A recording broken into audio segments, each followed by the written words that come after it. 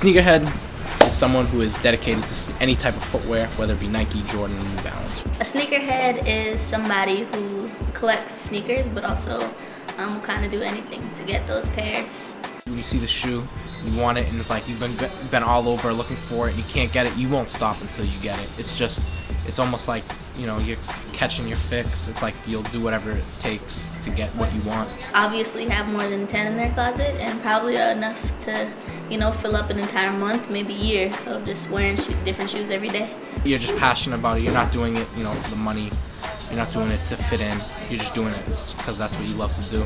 As soon as I started hearing the stories and like knowing what they were about, what they meant, who they became part of, it interested me a lot. Some people, you know, do it just do it for the money, because, you know, there are shoes that'll come out in the store that are $160 and then the next day they're $500. So there's quick money involved in it, but, you know, some people just do it for the love, which is what I do. I collect sneakers. I've collected sneakers since I was 16, and right now I have probably about 250 pairs.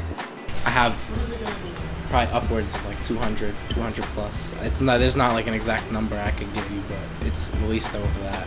I would say it was bad after about maybe like 25 pairs, because at that point I was like, oh, when's the next pair of Jordans coming out? Oh, those Nike just came out, I need that. The moment I got hired at Nike, that's when it just kind of took a spike up from, you know, all the spending. It kind of got ridiculous. First month of school, my freshman year of high school, I didn't wear the same pair of sneakers at all. So I had a new pair of sneakers on every day. When you walk into my room, there's some under my windowsill, there's some to the left of my room, there's some to the right, there's some under my bed. My closet's completely full. I have some in the basement, and I have some in my uncle's house. I go to Mass Art. I'm a painting major, but also minoring in industrial design so that I can design shoes.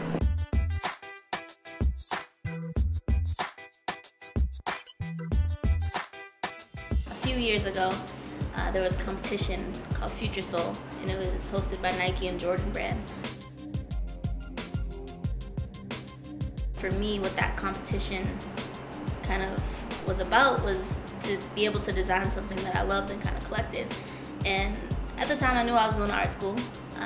I knew what I was trying to do. I was in the industrial design major, and I never realized that shoes was kind of like a token piece of what I could become part of in the corporate world. And designing them for me was like awesome. I was like, wow, I could like make my own story and have my own shoe. I designed a shoe for the competition. It was called the Jordan Jump Shot. It was a shoe that I created for Raymond. And the shoe actually got me pretty far. I made the semifinals. I was the only girl in the competition. And I was one of 6 semifinalists in the United States as well as the entire world in the college level competition. The longest I've ever waited for a shoe was like 12 hours for the Ray Allen 13. Ray Allen, when he broke the 3-point record, you know, Ray Allen's my favorite player. I had to have a pair because I was from Boston. There were people from New York beating us in line, and like, this is our backyard. I felt like I just had to get a pair, just out of principle. I've recently done a piece. It's Larry Bird and Magic Johnson. And if you don't know about the Magic and Larry story, them kind of not being able to exist without each other on the court, it all comes down to them being on rival teams, the Celtics versus the Lakers. And for me, painting that kind of brings back so many memories from that decade and brings that person into that period of time again. This is the shoe that started it all.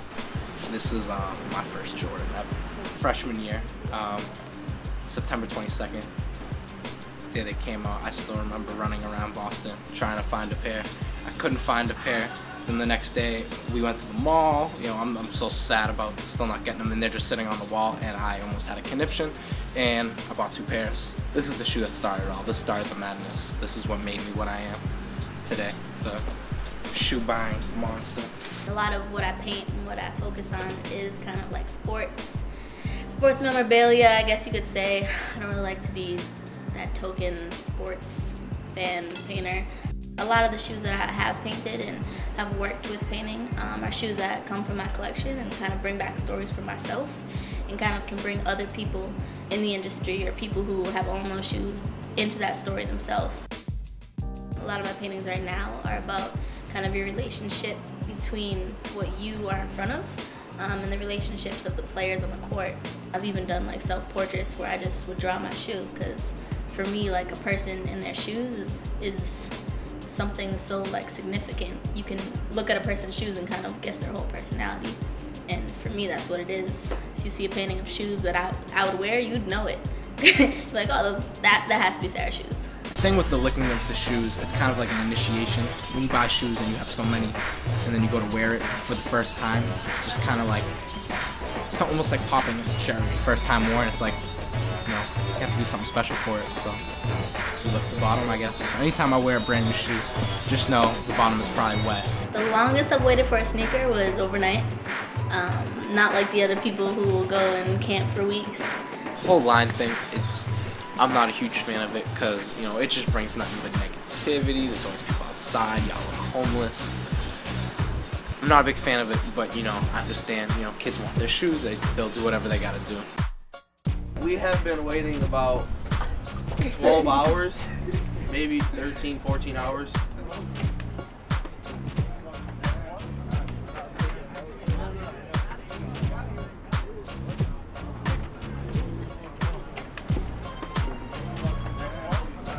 Oh, I just come early in the morning, press my luck.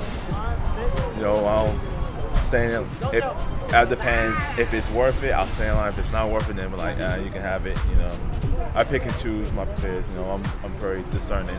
We're here today because we're here to get some retro Jordan 4s. They came out in 1999, and they haven't came out since.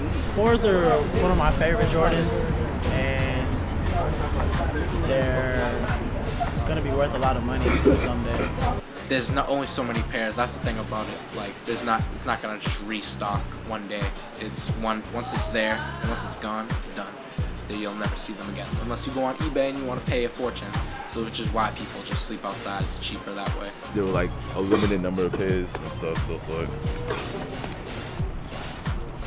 yeah. I ain't pulling nothing out. I plan on selling them, you know, if times get really hard, and maybe pay off a couple of these student loans. People will do anything to get what they want. So for me, sitting outside for a couple of days in the rain for a shoe, they'll do it. People who waited in line all night long to get the new Air Jordan basketball shoes flooded into Lafayette Square Mall just after 7 this morning. Chaos broke out outside a Florida shopping mall when a crowd waiting for the release of new Nike shoes got out of control. It's the craziest thing I've ever had to do for a shoe. It was definitely the Air Yeezy release that came out in 2009, I believe. No, that was also my junior year in high school. I had SATs those months. I completely skipped my SATs to even have the possibility of getting it. My mother cussed me out. Like, the SAT people called, and she was like, she's like, where the fuck are you? She was like, I dropped you off right in front of the testing place. I was like, I went to go buy some shoes. She was like, you fucking idiot. She didn't talk to me for a week. So this was a drawing that I did of a week's worth of sneakers that I wore. And each day I would come home and draw a new sneaker, sort of like in a scroll type practice. So you got like Thursday, Friday, Saturday, Sunday, Monday, Tuesday, and Wednesday. For me, painting shoes and drawing shoes is still about capturing those memories. There are certain shoes that bring you back to the history of the shoe, like bring you back to the days when Michael Jordan was dunking. That's why I do it. I do it for the passion and the love. Those stories kind of just mean so much to the people who are collecting, and for me, it's about kind of capturing those stories. You're just passionate about it. You're not doing it, you know, for the money. You're not doing it to fit in. You're just doing it because that's what you love to do. For me, I want to design because it's kind of in my heart. It's what I love to do. It's what I love to collect. So why not be a part of making other people like and love my designs? Just like people collect Beanie Babies and football cards and stuff like that. We just collect sneakers. Declaration of a Sneakerhead. This document hereby states that the name signed below forever dedicates his or her heart to the love of sneakers. The person who signs this document takes a vow to forever be fly and always rock dope kicks. Anything less than dope will be seen as a loss of swag, and that person will lose all street credibility from sneakerheads all around the world. I hereby declare that I am a sneakerhead and I am promised to forever be fly. Always walk good and never rock anything less than amazing.